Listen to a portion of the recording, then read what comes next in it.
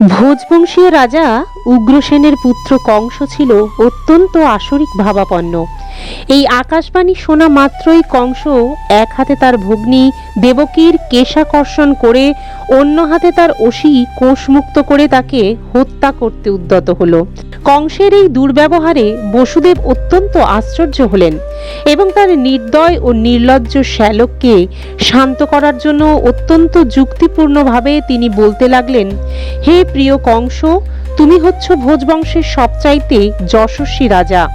লোকে তোমাকে সর্বশ্রেষ্ঠ যোদ্ধা এবং মহা তেজস্বী রাজা বলে জানে।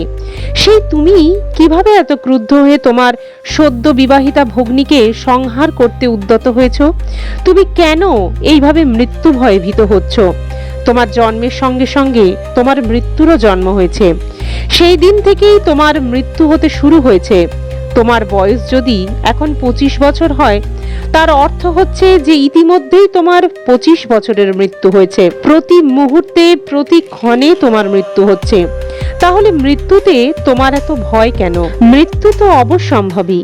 তোমার মৃত্যু আজই হতে পারে, অথবা 100 বছর পরেও হতে পারে, কিন্তু মৃত্যুর হাত থেকে তুমি কোনোদিনও নিস্তার পাবে না।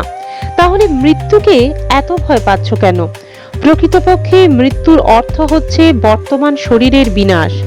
যেই মুহূর্তেই শরীরের ক্রিয়াকলাপ বন্ধ হয়ে যায় এবং তা প্রকৃতির 5টি উপাদানের সঙ্গে মিশে যায়, জীবাত্মা তখন অন্য এক শরীর ধারণ করে। এই অন্য দেহ ধারণ কর্ম অনুসারেই হয়ে থাকে। তারপর বসুদেব কংসের কাছে প্রার্থনা করলেন, সে যেন তার নববিবাহিতা ভগ্নীর প্রতি হিংসাপরায়ণ না হয়।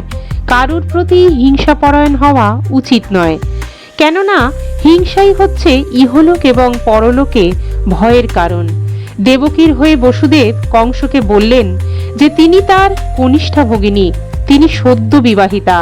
ছোট ভাই এবং বোনকে পিতার মতন রক্ষা করা বড় ভাইয়ের ধর্ম। বসুদেব যুক্তি দেখালেন, অবস্থাটা অত্যন্ত জটিল।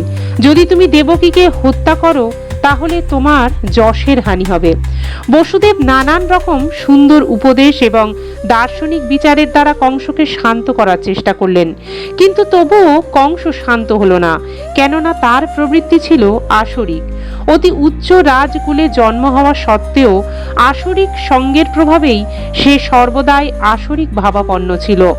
অসুর কোনো সদ উপদেশ গ্রহণ করে না। তার অবস্থা একটা পাকা চোরের মতো। তাকে যতই নৈতিক উপদেশ দেওয়া হোক না কেন, তাতে কোনো কাজ হয় না।